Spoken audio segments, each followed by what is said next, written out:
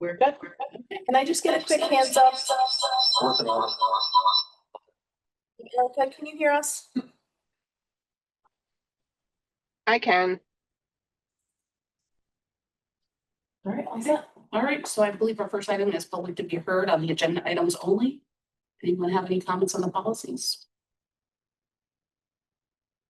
Okay, and we'll do the acceptance of the minutes. Sounds good. All right, we accept. And then next items are, I can't read the to be. And make it a little bigger, sorry. Thank you. So I'm old still. Items to be discussed. We have the policy list. Yep, we do. So policy list, just like I said, I'm gonna pull it up for you quickly so you can take a look at it. Just to see where we are, I think the progress is respectable, right? So if it's green, it's in the approval pipeline. If it's yellow, it's here tonight. If it's not colored, it is something we still need to deal with. But if you look at the total list, we're down to 42 policies. Where we had started this project with over 300. So we've made substantial progress. So So Committee's done a great job. and then we go back to the top and start over. The plan is we go back to the top, kind of. PSBA sends out regular updates, recommendations for updates, and we can focus on those. Those are PNN, which I believe you have access to. We'll look at those and then we'll have conversations about those and probably divide it in half. And every couple of committee meetings, we'll take a look at that and see what's there. And it'll be a bit of a slower, and maybe even more in-depth process. Great. As we go through it. So I'm pretty good about that. All right. So I think our next is to start with policy 107. Correct. Pull that up. Most of these policies are either A, just for a quick review, or B, PSBA recommended some language updates. Adoption of planned instruction policy 107 is just really, it's a little bit more concise. It pulled out some specifics in there, but the heart of it is still the same as the other policy was. Again, I recommend bringing this forward, but we had had a chance to review this, or if there's any feedback from the admin team or from the committee, then we can certainly discuss that at this time. I reviewed it. I didn't see anything in there that caused me any concerns that I felt we needed to change. Did you?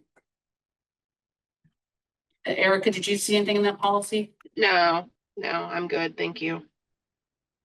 Solicitor, Sorry, when you say did you, I'm not sure if you're talking to Karen or myself, so I'll try to. So just, No, I'm sorry. Yeah, I said Erica. So yeah, no, I was looking to you. oh, did you? I apologize. I'm in the car. No, I am good. Thank you. All right, then we will do solicitor, then first read.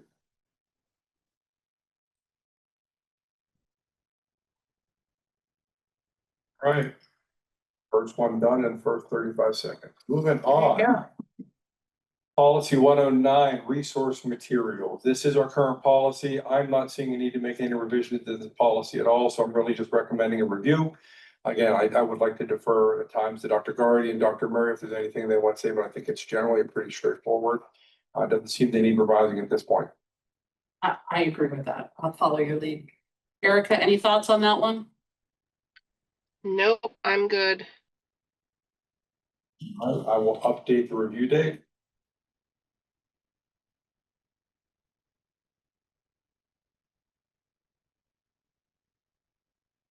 Very good. All right, moving on to 112, school counseling. Big change is the original policy was called guidance counseling. The term we use now is school counseling, so that's been reflected in here. But again, nothing. I made the one change here for persons in parental relations, but other than that, again, I feel like the language captures all that it's captured. Yeah, I agree that it's nothing has really changed in the school counseling world in terms of the laws or regulations or how you do it. Just the name. PSB has to make money some ways. They gotta change things. We good? Yes. Erica, are you good? Yes, she's Yep. fine. Oh, she's on it. Okay. I just want to make sure she feels included. She's good. She just. Thank you. Thank you for that, Heidi. Now, 113 special education, I'm just gonna sit back and let you and Dr. Yeah. G have a go there, seriously. So some of this is, I don't know how to describe. It's not inaccurate in any capacity. Is this PSBA's new reiteration? Because this seemed older to a This certain is the extent. newest one that I could find. Okay, because it it seemed like it was an older review of it. Have we had Mark look at it? Oh, yeah. Yeah. My thought would be is to Mark to review 130, because there's been updates.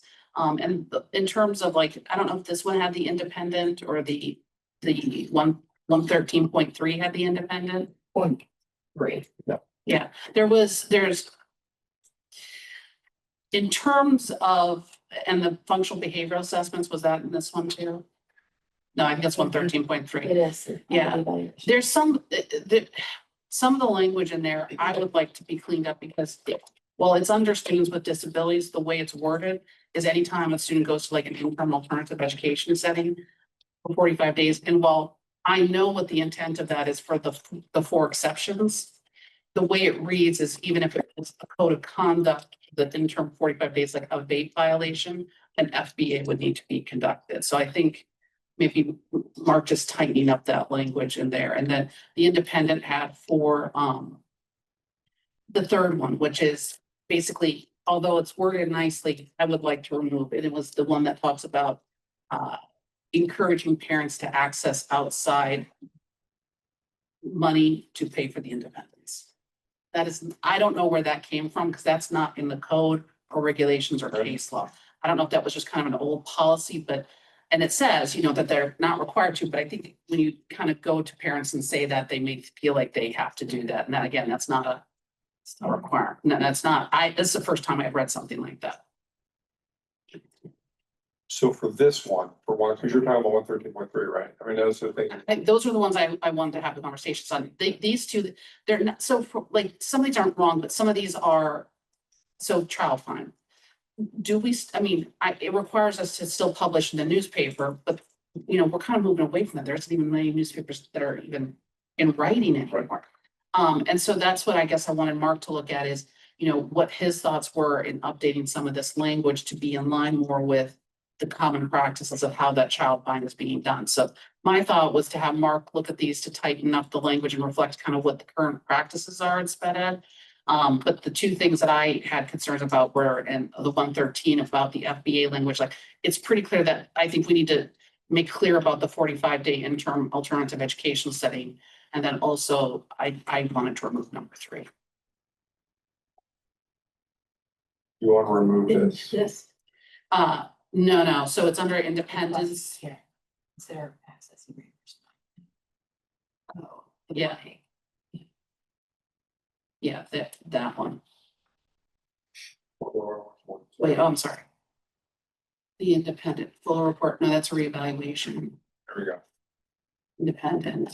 This one, Yes. No, that's not it. am I in the wrong place? It might be last because it kind of comes after what the evaluative processes are supposed to be. Yeah, no.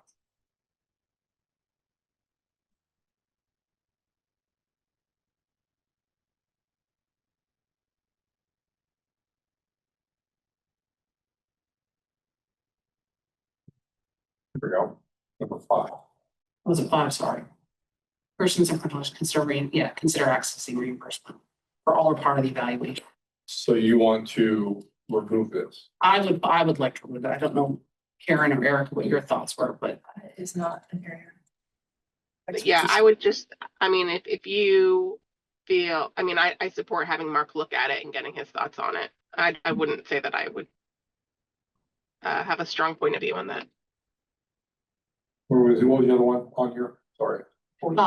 it's under the functional behavioral assessments, the interim alternative education. So the way it reads is that I think it could be misconstrued of a requirement to conduct an FBA in circumstances that it is in what that language is intending. That language is intending that it's under IDEA, functional behavioral assessments for dangerous weapon, the 4 exceptions, basically. Weapons, drugs, serious bodily injury, danger to himself or others. Because that's what chapter 14, I think is 14.133 requires. But the way it reads is it could theoretically be any student with a disability who is, see, it says for certain offenses, but we don't define. I think we need to tie that into the IDEA language or cite it for that, because again, theoretically, when we do the cyber schools for like vaping violations, if it's a student with a disability, one could argue that that's, or FBA is required, and I don't think that that's the intent of the policy, nor is it in line with what the law requires.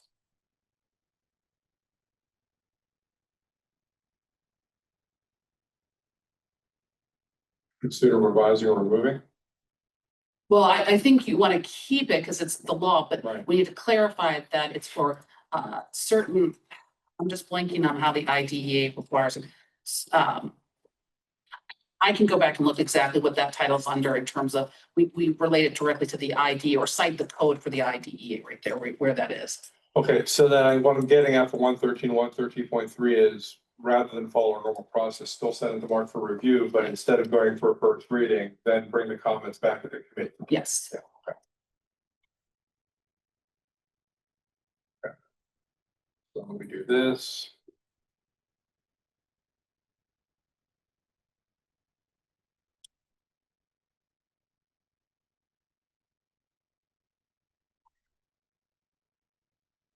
This one, and then 113.3. But you thought this was gonna last longer than it did, didn't you? My expectations in this group, so we're good. All right, so we good with those two? Yep. All right, that'll be our pathway there. 122.1 student activity fee, current policy, I'm not necessarily recommending any changes in this one. Again, thoughts from the committee. I just have one comment, and this is less to do about the policy. I know that Bob, like I shared this with you, and this was almost a year ago, and things could have changed, but I just really want to be mindful of the framing. And Aaron, I'm glad you're in the room because you might have a point of view on this. I just really want to be careful with the framing, or like have maybe a second look at the framing at some of the communications that go out as it relates to the student activity fee. I mean, it is what it is, and it's very important. I just want to make sure that it comes off palatable. And I'm happy to talk to you about that if that's something that you'd like. So that's outside of this policy then? Correct. I'm fine with the policy. Yeah, it's more about the communication whenever we are requesting those fees, yes. Yeah, in terms of the policy, I'm fine. I was fine with the policy. Okay. In yours, fine.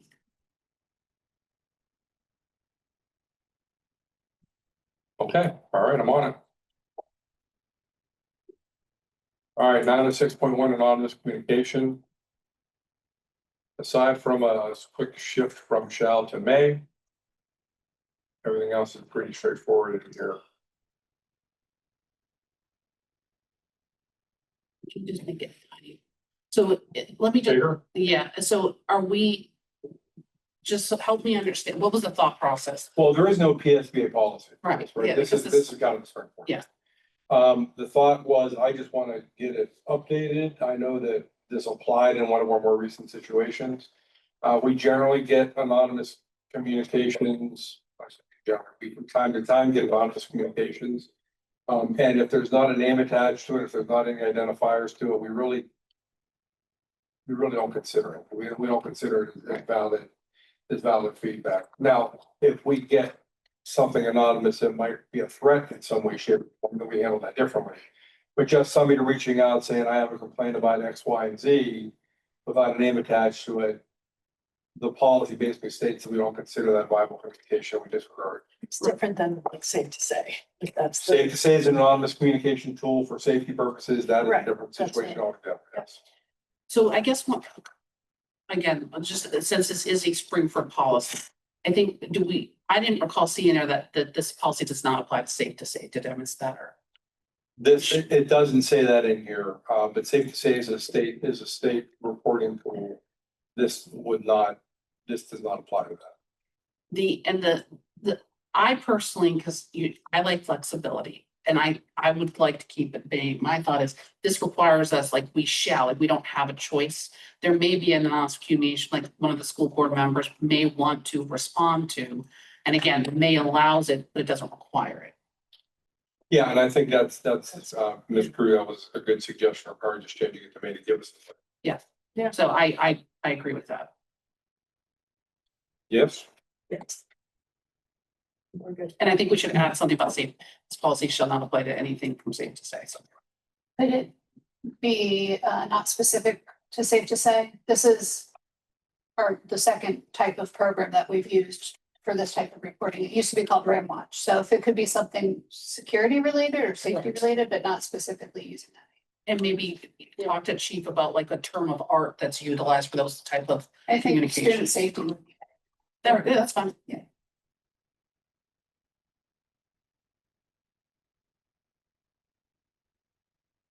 We had a program for many years before Safe to Say came in called RAM Watch. It essentially did the same thing. Right. No, that's a good point, because some of these policies take around for a real long time.